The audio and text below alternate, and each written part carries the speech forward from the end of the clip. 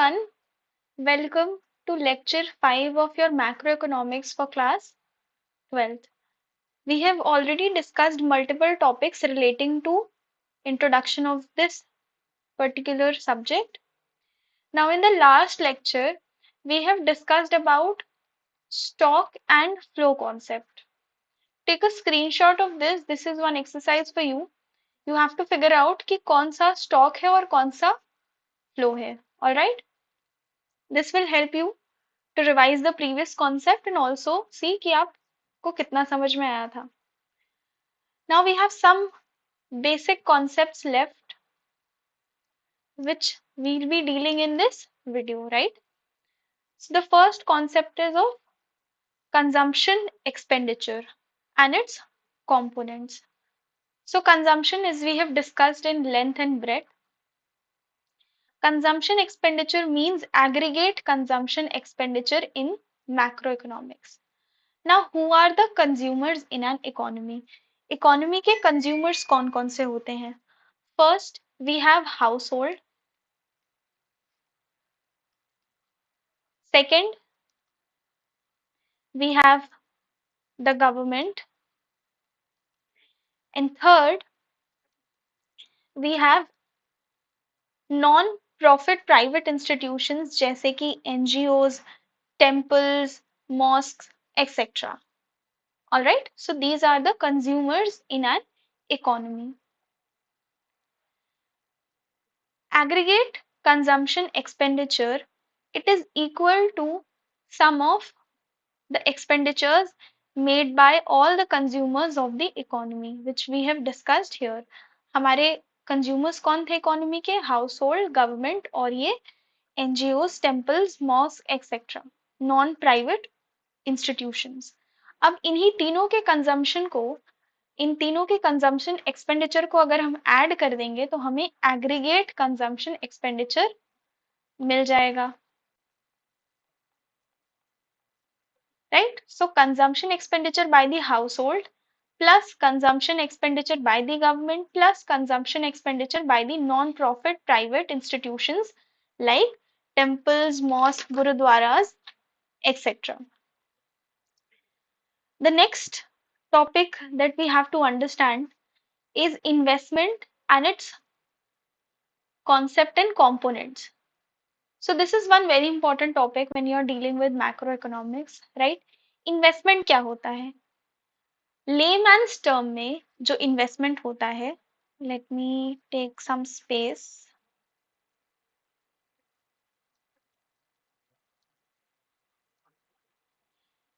Layman के लिए investment का जो मीनिंग होता है, it is very different from the actual meaning of investment for macro economics.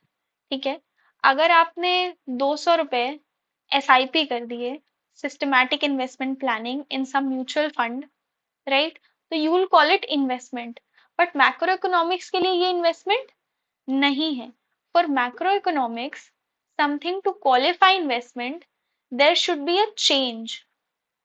Change को बच्चों हम किससे डिनोट करते हैं? डेल या फिर ये triangle. So there should be a change in the capital stock during the time frame that we are talking about. It can be 1 year, 1 month, 2 year, whatever, right? So layman's term का investment is different from your economics का investment. पहले तो ये चीज को समझ लीजिए. Otherwise you will be confused कि investment तो हम समझते थे, हमने 200 रुपए इन्वेस्ट कर दिए तो वो हमारी इन्वेस्टमेंट है ना? So investment is when you spend money today to get more benefits or money in the future. This is your layman's sense of investment. अगर आपने कुछ पैसे अभी इन्वेस्ट कर दिए, फ्यूचर में बेनिफिट हो जाए आपको, जैसे कि हम शेयर्स में इन्वेस्ट करते हैं, हम सोचते हैं यही इन्वेस्टमेंट है. No, that is not the investment. जबकि investment is the process of capital formation. नया कैपिटल फॉर्मेशन को हम इन्वेस्टमेंट कहते हैं.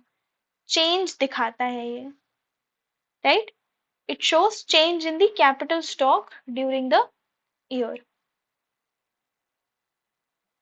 अब फिक्स्ड इन्वेस्टमेंट और इन्वेंट्री इन्वेस्टमेंट में डिफरेंस क्या होता है? इन्वेस्टमेंट दो तरह की होती है, एक होती है फिक्स्ड इन्वेस्टमेंट, दूसरी होती है इन्वेंट्री इन्वेस्टमेंट। सिर्फ फिक्स्ड इन्वेस्टमेंट कैसे हो सकती है? मान लीजिए हमने बिस्किट की फैक्ट्री खोली है।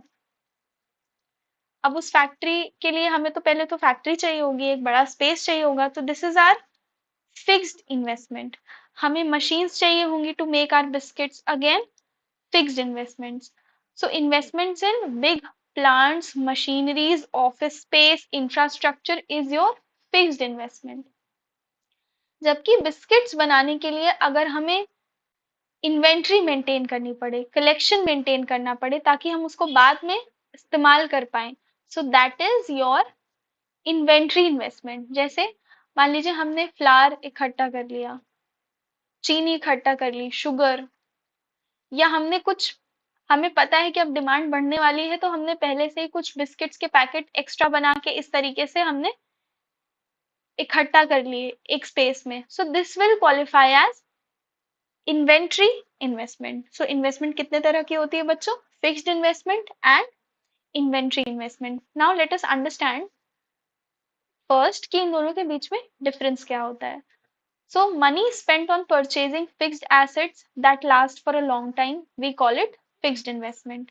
जबकि मनी स्पेंट ऑन स्टोरिंग और कीपिंग गुड्स, है ना, इस फोटो में आप देखिए, goods are kept like that, company is making inventories, here a company is making inventory, so that is your inventory investment. Inventory investment, it involves short term assets like raw material, finished goods, stock, etc. जबकि fixed investment, it involves long term assets जैसे machinery, buildings, equipments. Again long term में होता है fixed investment और short term में होता है inventory investment. Fixed investment is subject to depreciation over time as they wear out or become obsolete। हम depreciation को अभी आगे पढ़ेंगे, so इस टर्म से परेशान नहीं होना है, we'll understand this fully। Inventory investment में generally depreciation नहीं होता है, but it may incur shortage or holding costs। What is the role of fixed investment? It directly increases production capacity। And inventory investment it supports production by ensuring कि हमारे पास inventory में goods and materials हैं ताकि जब हमें जरूरत पड़े हम उसको इस्तेमाल कर पाए। अब फिक्स्ड इन्वेस्टमेंट को हम किस तरीके से क्वांटिफाई करेंगे? फिक्स्ड इन्वेस्टमेंट का मतलब होता है stock, it equates to stock of fixed asset with the producer at the end of the accounting year minus stock fixed assets with the producers at the beginning of the accounting year. It equates to increase in the stock of fixed asset with the producer during an accounting year। अगर हम fixed asset को जो producer के पास by the end of the accounting year है, right, और वही fixed asset producer के पास at the beginning of the accounting year, हम उन दोनों को माइनस कर लेंगे तो हमें इंक्रीज पता चल जाएगा स्टॉक ऑफ फिक्स्ड एसेट में, है ना। इसका एग्जाम्पल समझते हैं। मान लीजिए you have a company A B C limited, ये फर्नीचर मैन्युफैक्चरिंग कंपनी है। At the beginning of year 2023 company के पास मशीनरी थी worth 50 lakh rupees. By the end of the 2023 company ने एडिशनल मशीनरी परचेज की worth 20 lakh rupees. So according to this equation, अगर हम end of the year में से बिगिनिंग ऑफ द ईयर के स्टॉक ऑफ फिक्स्ड एसेट को subtract कर देंगे तो हमें लास्ट में क्या मिलेगा? Stock of fixed asset at the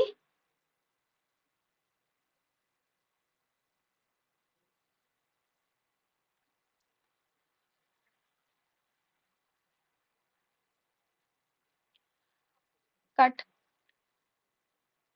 Let us take one example. Imagine hypothetically you have a company ABC Limited। ये एक फर्नीचर मैन्युफैक्चरिंग कंपनी है। At the beginning of the 2023 ये कंपनी के पास 50 लाख के मशीनरीज थे. By the end of the 2023, the company purchased additional machinery worth 20 lakh rupees.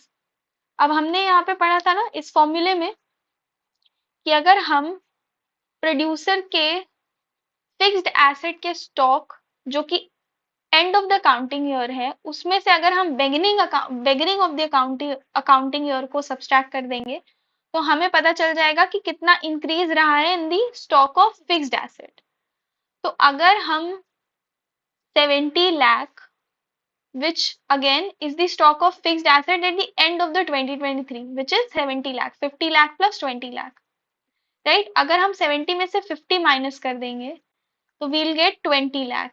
20 lakh is the company's fixed investment for 2023 जो कि क्या रिप्रेजेंट कर रहा है increase in the stock of machinery during that year. Hopping this is clear.